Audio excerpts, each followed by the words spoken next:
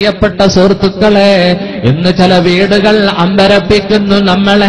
നമുക്കിവിടെ ജീവിക്കാനുള്ളത് മാബൈന സിത്തീന വസബഈന അഅ്മാറു ഉമ്മത്തി, എന്റെ ഉമ്മത്തികളുടെ ആയുസ് 60ന്റെയും 70ന്റെയും ഇടയിലാണ്. വാകല്ലുഹും മയ്യജൂസു ദാലിക, വളരെ കുറച്ചാളുകൾ 70 വിട്ടുകിടക്കുമെന്ന് മുഹമ്മദ് മുസ്തഫ. 60-70 കൊല്ലം ജീവിക്കാനാണ് 1000-ഉം 3000-ഉം 6000-ഉം സ്ക്വയർ ഫീറ്റുള്ള വലിയ വലിയ കോട്ടകൊത്തളങ്ങൾ കെട്ടിപ്പൊക്കുന്നത്. ഒരു മനുഷ്യനോട് ഞാൻ ചോദിച്ചു, എന്താണ് നിങ്ങളുടെ സമ്പാദ്യം? 30 കൊല്ലം നിങ്ങൾ ഗൾഫിൽ ഇരുന്നല്ലോ.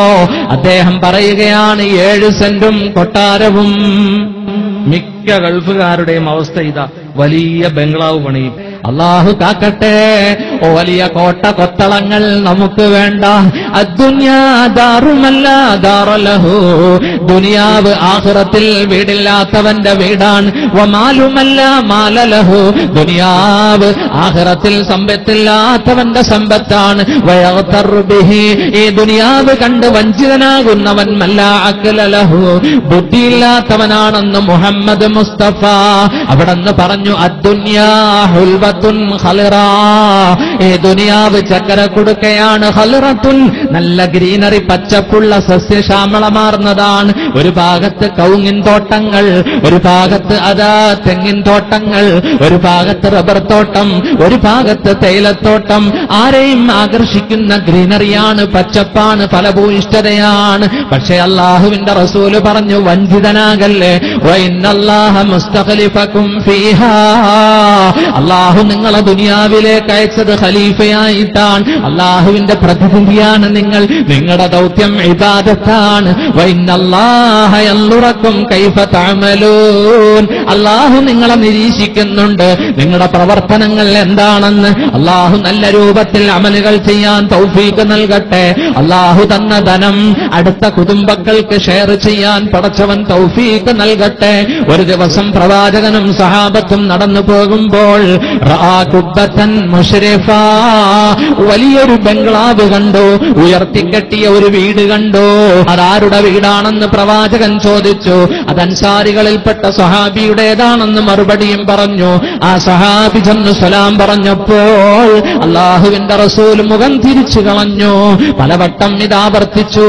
അല്ലാഹുവിന്റെ റസൂലിന്റെ അതിർത്തി മനസ്സിലാക്കിയ ഈ സഹാബി ഫഹദമഹു, ചെന്നുകൊണ്ട് ആ വീടിനെ പൊളിച്ചു കളഞ്ഞു. സവാഹു ബിൽ അർള്, തറലവലാക്കി എന്ന് ചരിത്രം. എന്റെ ഹബീബിന്റെ വെറുപ്പുള്ള ഒരു വീട് എനിക്ക് വേണ്ട, പൊളിച്ചു കളഞ്ഞു. ഇതാണ് സഹാബത്തിന്റെ മാതൃക.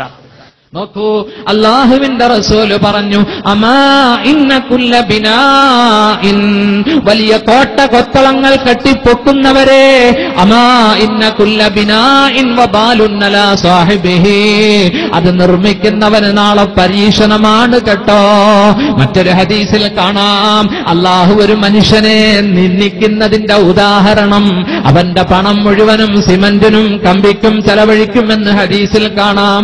ഇതാ അറാദല്ലാഹു അബ്ദൻ ഹവാനാ, അല്ലാഹു തന്റെ അടിമയെ നിന്ദിക്കാൻ ഉദ്ദേശിച്ചാൽ അൻഫഖ മാലഹു ഫിൽ ബുനിയാൻ, അവന്റെ ധനം മുഴുവനും 10-30 കൊല്ലം പ്രവാസ ജീവിതം നയിച്ച് അരിഷ്ടിച്ച് കിട്ടിയ ലക്ഷങ്ങൾ അവൻ കൊണ്ടുപോയി ചെലവഴിക്കും. ഫിൽ ബുനിയാൻ, ഒരു വീടിന് വേണ്ടി, ഒരു കെട്ടിടത്തിന് വേണ്ടി.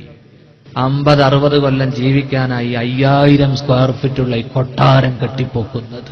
പണം ദൂർത്തടിക്കരുത്. നോക്കൂ, പണം കിട്ടിയാൽ, അല്ലാഹു ധനം തന്നാൽ ആ ധനത്തിൽ അവകാശികളുണ്ട്.